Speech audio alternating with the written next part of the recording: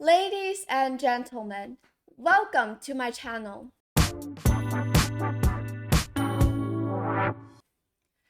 Today we're going to be taking a look at the Freestyle Friday. This is a tournament that is held on every Friday each week, and on chess.com it's an online tournament, and players who have titles play Fisher random chess, or also known as the freestyle chess. And by looking at this, like looking on the screen, the page I'm putting on here, we see that Christopher Yu beats Magnus Carlsen to win his first Freestyle Friday. And some of you guys might be very familiar with him, some of you guys don't, but he is an 18 grandmaster, very strong, from the United States.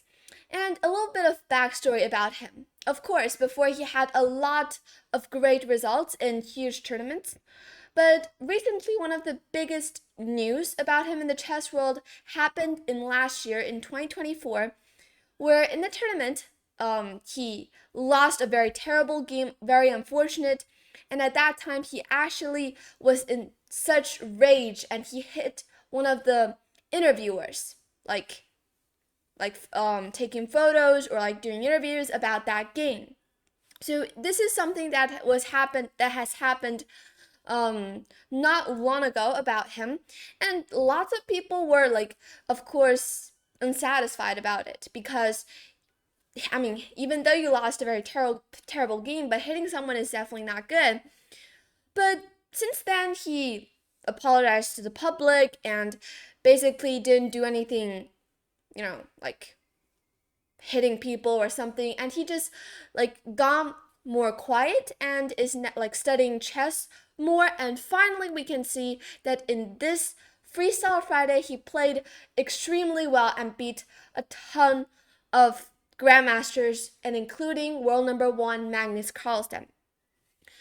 So Freestyle Friday on April 11th came down to the final round, where Grandmaster Christopher Yu defeated a pressing Grandmaster Magnus Carlsen and had a nearly perfect score, 10 out of 11, and locked up the event to a full 1-point lead, ahead of Grandmaster Sam Sevian, Grandmaster Leon Luke Mendoza, and International Master Jacob Kazakowski. I'm not sure if I pronounced that right, but you just have to know that he is in a half-point lead and played a really nice tournament.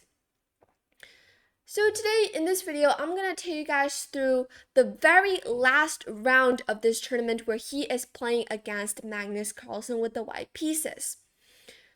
So with the white pieces, and as I said at the very beginning of this video, he is with this is Fisher random chess, and we can see the back rank pieces are all placed very randomly, no clear patterns or anything. And here Christopher with the white pieces decides to start with the move b4. This is the best move, or a very nice move to start the game, where it opens up the diagonal for this queen. And in the game, Magnus decides to play a5, trying to offer a trade-off pawns immediately. And here Christopher, on the very second move, he made a small inaccuracy. He played b5, which was given a question mark. But of course, in Fisher random chess, and there are no openings considered, usually these small inaccuracies are basically equalized, just simply just very normal moves, because it's not that easy to decipher or to reply to these kinds of inaccurate moves, especially when there are no openings considered and you need more understanding of the position itself. And here Magnus decides to play d5, opening up this diagonal and actually gaining a tempo. The bishop is ready to develop to an active square, and also right now attacking this pawn on b5. So black might be slightly faster in development here, and Christopher decides to defend the pawn with a4, and here Magnus decides to play c6. So asking this pawn a question: are you going to take me, or are you just going to keep using other pieces to defend yourself? And in the game, Christopher says, I'm going to play this move knight e3. And the knight finds a new and active square, and also saying that if you take on b5, which wasn't played in the game, and here actually it's good enough for Christopher to take, and then like after knight takes d5, it is like an equal trade, and at the very end we reach this position where both sides have equalized like material and everything, and the position is very close to equalization. But in the game, however, after knight e3, Magnus instead will actually take on b5 is one of the best moves, but unfortunately Magnus instead played this very strange looking move. Well, definitely his idea is to gain more space in the center, and he played this move f5. But this is a mistake. Advancing the pawns in front of the king can sometimes compromise the king's safety, especially here where it opens up this light square diagonal. But it's not a big problem, and also you see that black is threatening to push f4 to attack this knight. And here Christopher responded really accurately and played this move c4.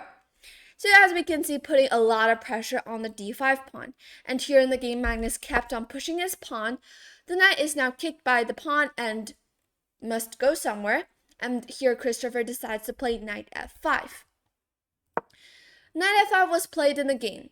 Now you might say, like, why not just take on c4?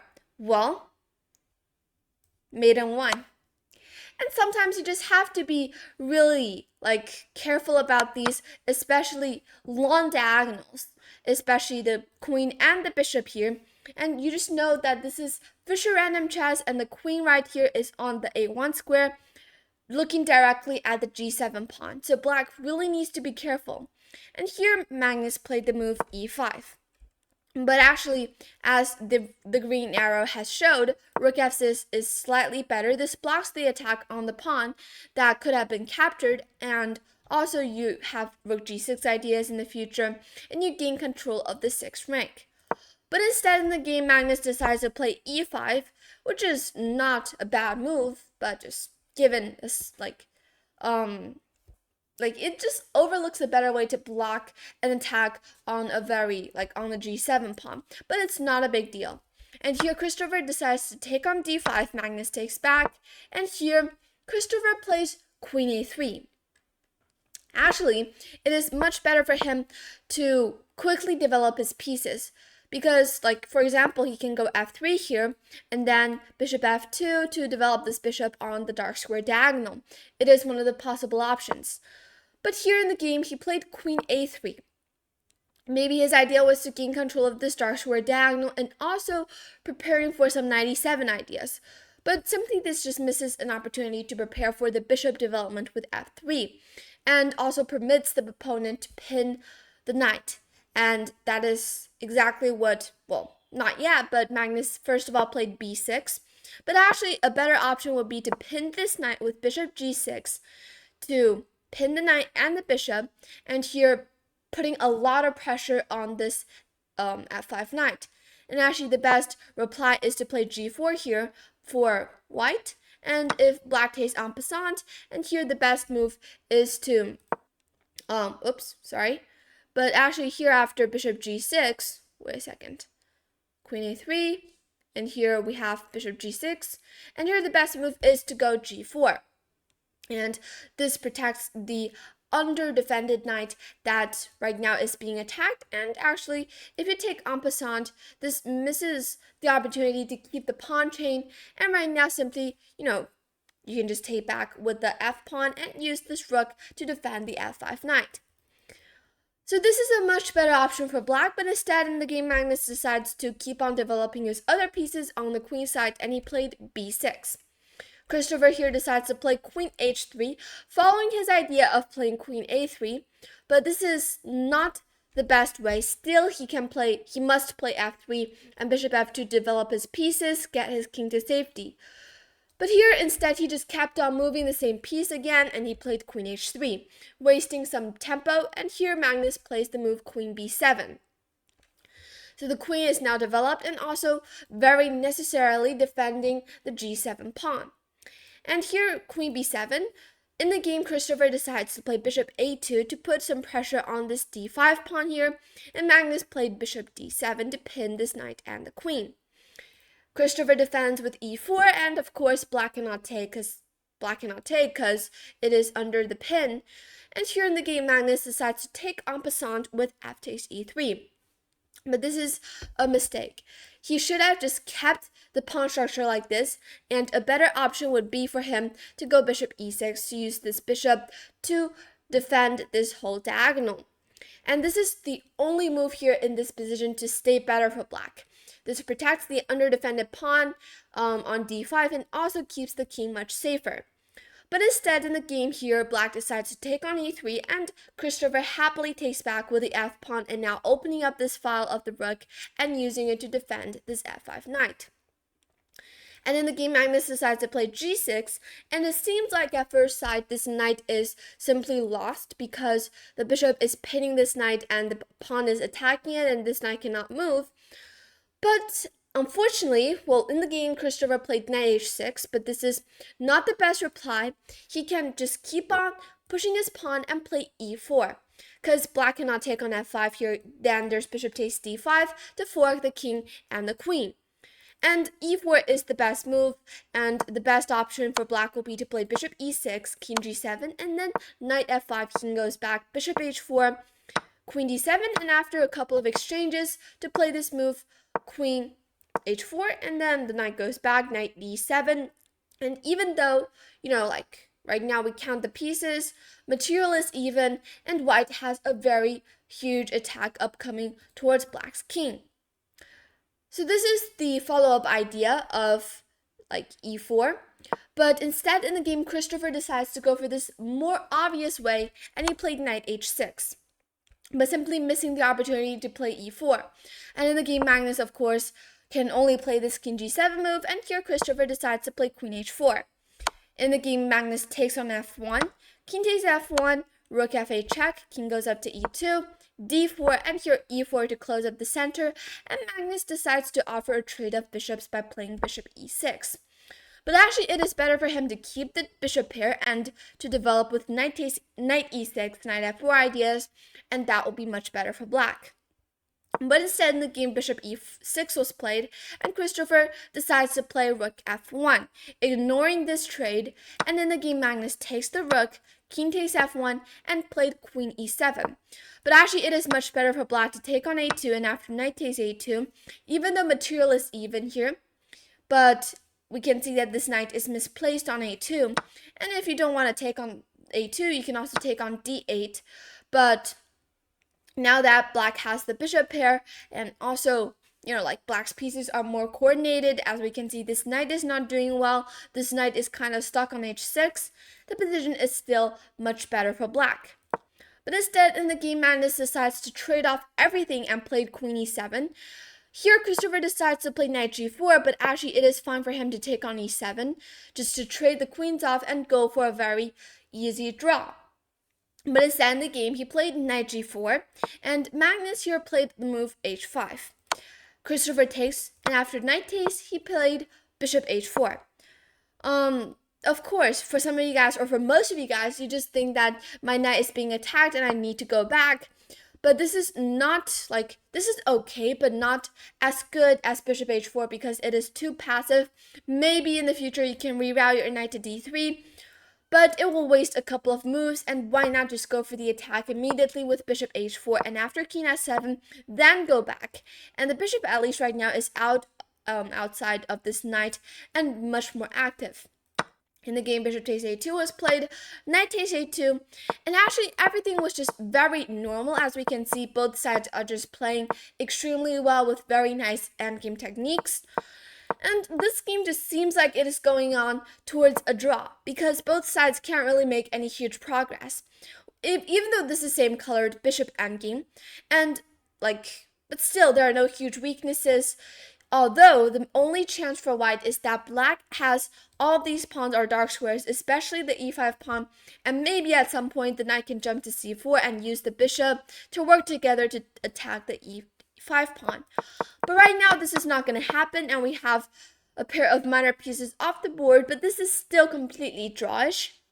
Even black is having a small chance. And here, Christopher drops back with the knight to defend these two pawns. And we have a couple of more moves going on.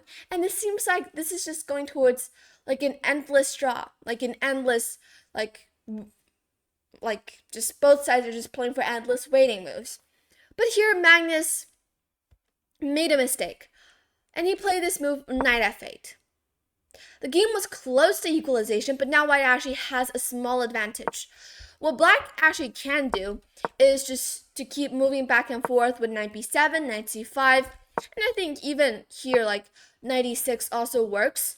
Like, this is not a mistake after all, but I mean, maybe not the best, but you can just wait back and forth. King e6 also makes sense.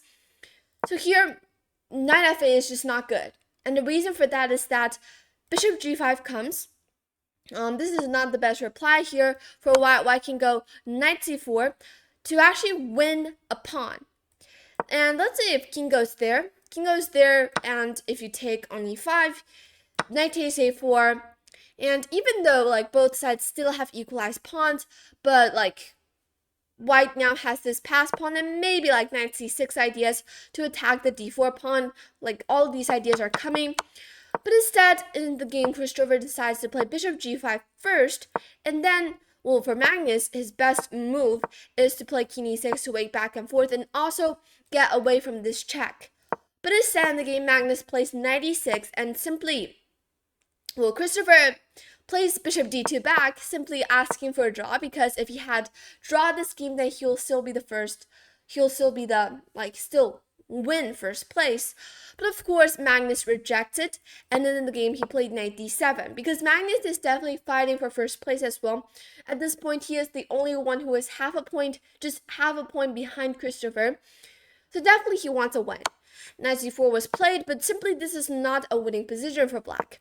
Bishop c1, both sides are just waiting back and forth, and Christopher is waiting for Magnus to make a mistake, and finally we have the bishop and the knights off the board. King d2. This is just seeming like an endless draw, but then a blunder. And simply because there's no time left, and I mean, for black can just simply wait back and forth. I mean, I guess knight d7 maybe even works. Yeah, this is the best option, of course.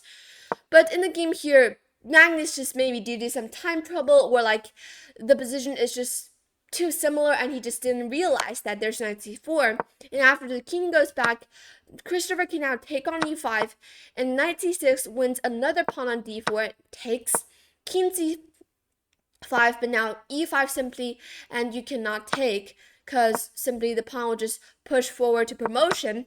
And then the game king d5 was played, and here Christopher could have win the game by playing knight e2, and if you take then knight f4 to win this other pawn. But instead, in the game here, he played e6 first. And king d6 was played, and still, if black defends extremely well, this might still be a draw.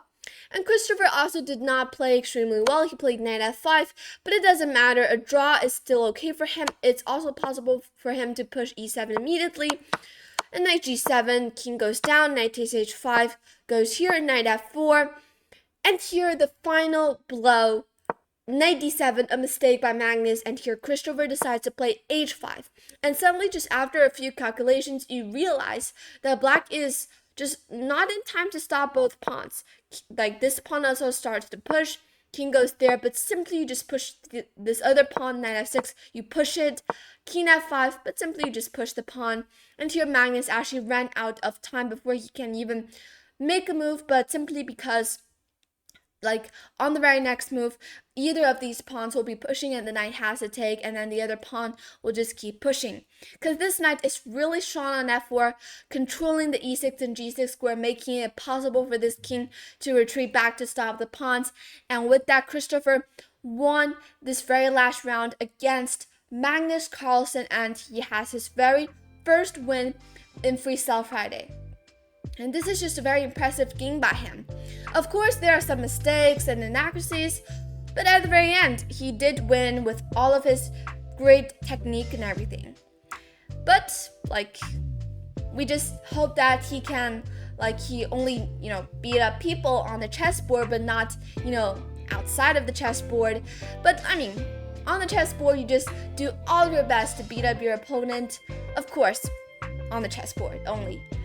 But anyways, Hope you guys liked my recap of this game, and there are lots of more recaps upcoming about some recent tournaments. And hope you guys enjoyed this video as well as this game. Thank you for watching, please subscribe, and I'll see you in the next video. Bye!